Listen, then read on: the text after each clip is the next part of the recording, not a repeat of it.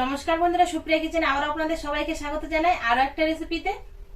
বন্ধুরা, ভাত রুটি পরোটা সবকিছুর সাথে খাওয়ার জন্য পুঁইশাক আর মসুরির ডাল দিয়ে একটা সিম্পল রান্না করব আর কম তেল মশলা। আপনারা পুরো ভিডিওটা স্কিপ না করে প্রথম থেকে শেষ পর্যন্ত দেখবেন, আশা করছি আপনাদের ভীষণ ভালো লাগবে। আর যে সকল বন্ধুরা ইউটিউব চ্যানেলে এখনো পর্যন্ত নতুন আমার ভিডিওগুলো দেখছেন, প্লিজ বন্ধুরা বেল আইকন সহ সাবস্ক্রাইব করে পাশে থাকবেন। আর ফেসবুক পেজ থেকে দেখলে প্লিজ পেজটিকে ফলো করে পাশে থাকবেন। পুঁইশাক দিয়ে মসুরির ডাল রান্না করার জন্য এখানে আমি আলাদা পাত্রে এখানে 1 কাপ মতো মসুরির ডাল নিয়েছি। ডালটা ভেজাতে দেবো কিছুক্ষণ, কারণ ডালটা ভিজিয়ে একটু নরম করতে হবে, তো জল দিয়ে দেবো ভেজানোর জন্য। ডালটা এই সাইডে ভেজানো থাক, যতক্ষণে নরম হবে ততক্ষণে আমি বাগানে চলে যাব, বাগান থেকে পুঁইশাক নিয়ে আসতে। এখন বর্ষার সিজন, আর বর্ষার সিজনে নতুন জল পেয়ে জালি জালি পুঁইশাক প্রচুর হয়েছে, তো একদম জালি জালি দেখে আমি পুঁইশাকগুলো তুলে নেব। আর যেগুলো একটু বড় হয়ে গেছে তার থেকে আগার কসগুলো কেটে নেব। আর এরকম জালি পুঁইশাক তুললে তো কোনো কিছু আর বাদ দিতে হয় না, সব সমেত রান্না করা যায়।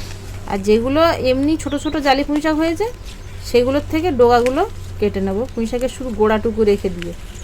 দেখুন এই যে আগার দিক থেকে ভেঙে নেব।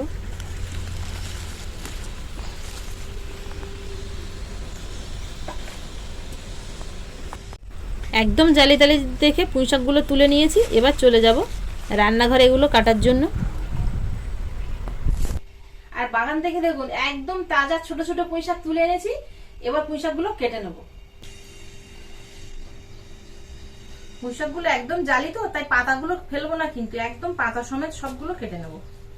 আর একটু ছোট ছোট করে কাটবো। আর পুঁইশাকের একদম যে আগা আছে এই একটুকু কেটে ফেলে দেবো, একদম আগাটা।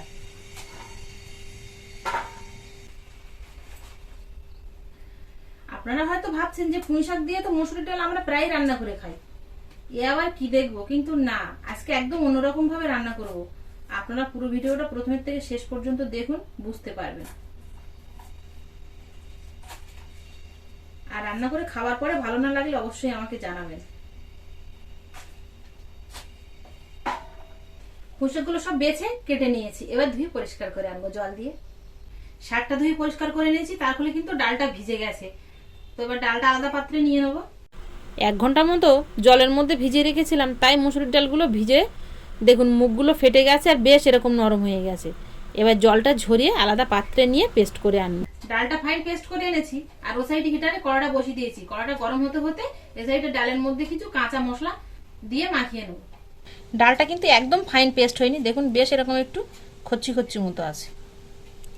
এর মধ্যে দিয়ে দেবো হলুদ গুঁড়ো 1 চিমটি মতো, লবণ স্বাদ মতো, ধনে পাতা কুচি, পেঁয়াজ কুচি দিয়ে দেবো, কাঁচা লঙ্কা কুচি, 1 টুকরো আদা আর কয়েকটা রসুন নিয়েছি, গ্রেট করে দিয়ে দেবো। এটা পেস্টও দেওয়া যাবে কিন্তু। একদম 1 চামচ বেসন। এবার সবকিছু উপকরণ দিয়ে ভালো করে মিশিয়ে নেব। আর মসুর ডালটা কিন্তু আমি জল দিয়ে পেস্ট করিনি, ওর মধ্যে হালকা যে জলটুকু ছিল সেইটুকু জল দিয়ে পেস্ট করা হয়েছে। সবকিছুর সাথে মসুরির ডালটা মিশিয়ে নিয়েছি। কড়া বসিয়ে দিয়েছি, গরম হয়ে গেছে, তেল দিয়ে দেবো। এবার হাতের সাহায্যে অল্প অল্প করে নিয়ে বড়া শেপে দিয়ে দেবো। খুব বড় বড় করব না, বেশ একটু এরকম মিডিয়াম ছোট ছোট। সবগুলো দিয়ে নিয়েছি। কড়ার মাঝখানে তেল তো, তাই তেলটা একটু ঘুরিয়ে ঘুরিয়ে এইভাবে দিয়ে দেবো। ঢাকনা চাপা দিয়ে দেবো 2 মিনিটের জন্য।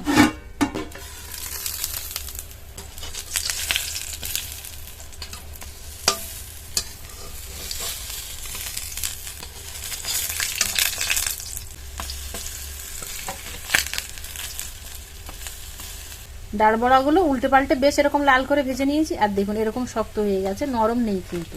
এবার তুলে নেব।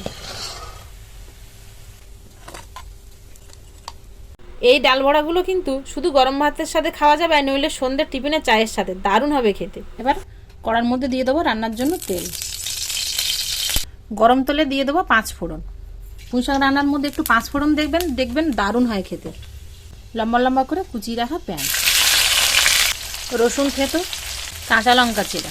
এবার মশলাটা ব্রাউন কালার করে ভেজে নেব কিছুক্ষণ সময় নিয়ে। সব কিছু মশলা একটু হালকা ব্রাউন কালার করে ভেজে নিয়েছি।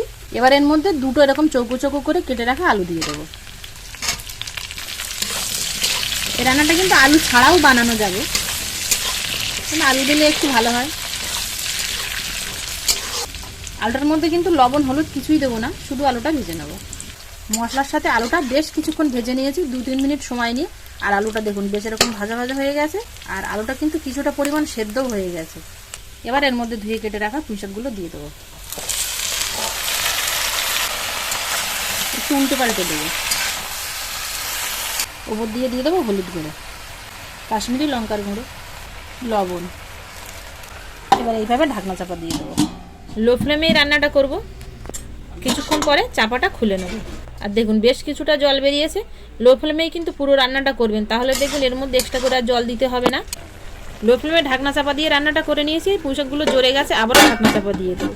চাপাটা খুলে নিলে কিন্তু এবার রান্নাটা প্রায় হয়ে গেছে। সব পুঁইশাক জ্বরে গেছে, সেদ্ধও হয়ে গেছে। আর আলুগুলোও দেখুন একটু ভালো মতো সেদ্ধ হয়ে গেছে। এবার এর মধ্যে আমি বড়াগুলো দিয়ে দেবো। এবার নেড়ে চেড়ে বড়াগুলো দিয়ে মিনিট খানিক মতো কি মিনিট 2 ঢাকনা চাপা দিয়ে দেবো লো ফ্লেমে। 2 মিনিট পরে কিন্তু রান্নাটা হয়ে গেছে। দেখুন বড়াগুলোর মধ্যেও ঝোলটা ঢুকে গেছে কিছুটা। আর এই রান্নাটা কিন্তু ঝোল হবে না, ঠিক এরকম আঠা আঠা হবে। এবার নামানোর আগে এর মধ্যে আমি ভাজা জিরের গুঁড়ো দেবো, আর দিয়ে দেবো ধনে পাতা কুচি। এবার একটু উল্টে পাল্টে নেড়ে নিয়েই নামিয়ে নেব। রান্নাটা হয়ে গেছে। আর ঠিক দেখুন এরকমই কিন্তু আঠা আঠা হয়েছে রান্নাটা। এবার গরম ভাত বা রুটি সব কিছুর সাথে খেয়ে দেখুন, পুরোপুরি জমে যাবে। আর একবার খেলে তো এর স্বাদ ভুলতেই পারবে না, এতটা টেস্টি হয়।